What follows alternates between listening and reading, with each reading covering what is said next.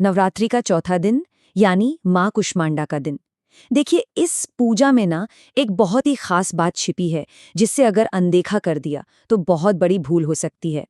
आज हम उसी रहस्य से पर्दा उठाने वाले हैं। सवाल सीधा है, पूजा के दौरान वो कौन सी एक चूक है जिसके नतीजे काफी गंभीर हो सकते हैं। यही वो राज है जिसका जवाब हर भक्त के लिए जानना, आप यकीन मानिए, बहुत जरूरी है।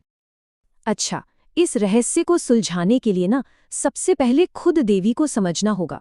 तो आखिर कौन है माँ कुष्मांडा, जिन्हें ब्रह्मांडीय अंडे की देवी भी कहा जाता है? सोचिए, जब सृष्टि का कोई नामो निशान नहीं था, चारों तरफ सिर्फ और सिर्फ अंधेरा था, तब इन्हीं देवी ने अपनी एक हल्की सी मुस्कान से पूरे ब्रह्मांड की रचना की थी। असल में वही आदि स्वरूपा और आदि शक्ति हैं। भक्त उनकी पूजा इन्हीं आशीर्वादों के लिए तो करते हैं। वो सुख देती हैं, समृद्धि देती हैं, बुद्धि और अच्छा स्वास्थ्य भी देती हैं। कहते हैं उनकी कृपा से जीवन के सारे कष्ट और दुख खत्म हो जाते हैं। और यही वजह है कि उन्हें प्रसन्न रखना इतना ज्यादा जरूरी है। उनके स्वरूप के पीछे का जो मतलब है वो भी बहुत दिलचस्प है। देवी को ज्यादातर अष्टभुजा यानी 8 भुजाओं वाली दिखाया जाता है, लेकिन उनका एक चतुर्भुज स्वरूप भी है, जो कि हमारे जीवन के 4 सबसे बड़े लक्ष्य धर्म, अर्थ, काम और मोक्ष को दिखाता है। और उनकी शक्ति का अंदाजा आप बस इसी बात से लगा सकते हैं कि उनका निवास सूर्यमंडल के अंदर के लोक में है। केवल उन्हीं में इतनी शक्ति है कि वो वहां रह सकती हैं। कहते हैं ब्रह्मांड की हर चीज में जो चमक है, जो तेज है, वो उन्हीं की छाया है। चलिए, अब उनके एक ऐसे पहलू पर बात करते हैं जो हमारे शुरुआती रहस्य को समझने की सबसे बड़ी कुंजी है। उनकी एक रक्षक, एक संरक्षक के रूप में भूमिका। इस भूमिका को समझने के लिए ना हमें एक वैदिक शब्द को जानना होगा, हिरण्यगर्भ। इसका मतलब है सुनहरा गर्भ, एक ऐसा सुनहरा अंडा जिसके भीतर पूरे ब्रह्मांड की चेतना छुपी हो। और यहीं से माँ कुष्मांडा का असली स्वरूप समझ में आता है। वो खुद वही हिरण्यगर्भ है, वो सुरक्षा कवच जिसमें सारे संसार की जीवन शक्ति एक गर्भ में पल रहे शिशु की तरह मौजूद है। वही माँ कुष्मांडा है। इसीलिए दुनिया की हर माँ को उनका ही स्वरूप माना जाता है। वो न सिर्फ गर्भ में पल रहे बच्चे की रक्षा करती हैं, बल्कि जन्म के बाद भी नए जन्मे शिशुओं का ध्यान रखती हैं। उन्हें अलग अलग जगहों पर बैमाता या छठी मैया जैसे नामों से भी जाना जाता है।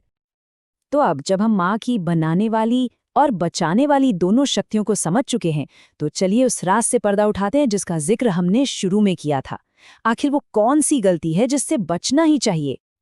तो वो एक काम जो बिल्कुल नहीं करना चाहिए, वो ये है, आज के दिन महिलाओं को अपने हाथों से कोई भी ऐसा गोल भरा पूरा फल या सब्जी नहीं काटना चाहिए जो गर्भ का प्रतीक हो। इनमें कौन कौन सी चीजें आती हैं? इसमें कद्दू यानी कुष्मांड, पेठा, पपीता, नारियल और यहाँ तक कि तरबूज और गोल लौकी भी शामिल हैं। इन सभी को गर्भ का स्वरूप माना जाता है, जिनमें माँ कुष्मांडा का वास होता है। लेकिन सवाल ये उठता है कि ऐसा क्यों? इस नियम के पीछे का गहरा आध्यात्मिक कारण आखिर है क्या? चलिए अब इसे समझते हैं।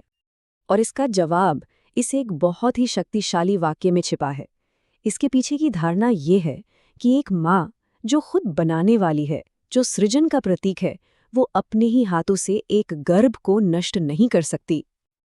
असल में ये जितने भी गोल फल हैं, इन्हें गर्भ का प्रतीक माना जाता है। और क्योंकि हर महिला को देवी का ही स्वरूप माना जाता है, वो विनाश के इस सांकेतिक काम को अंजाम नहीं दे सकती। यह सृजन के प्रति एक बहुत गहरा आध्यात्मिक सम्मान है। तो फिर इसका सही तरीका क्या है? मान लीजिए अगर इन चीजों का इस्तेमाल करना ही पड़े, तो बिना किसी दोष के इस पूजा को कैसे पूरा किया जाए? इसके कुछ बहुत साफ समाधान हैं। देखिए, इसके उपाय बहुत आसान हैं। पहला तो ये कि घर के किसी पुरुष से या किसी कुंवारी कन्या से उस फल पर पहला चीरा लगवा लिया जाए।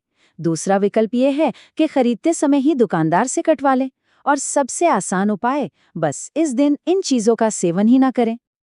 तो इस पूरी चर्चा का मतलब ये है कि जब हम इन नियमों के पीछे के गहरे अर्थ को समझते हैं, तो हमारी पूजा सिर्फ एक काम नहीं रह जाती, वो सच्ची श्रद्धा और समझ से भर जाती है। और इससे ये पक्का हो जाता है कि हमारी पूजा बिना किसी दोष के पूरी हो। ये हमें एक बहुत गहरे सवाल पर छोड़ जाता है। हमारी और कौन कौन सी परंपराएं और रीति रिवाज हैं जिनमें जीवन और सृष्टि के ऐसे ही शक्तिशाली प्रतीक छिपे हैं? शायद हम उन्हें रोज देखते हैं पर समझते नहीं। इस पर विचार जरूर कीजिएगा।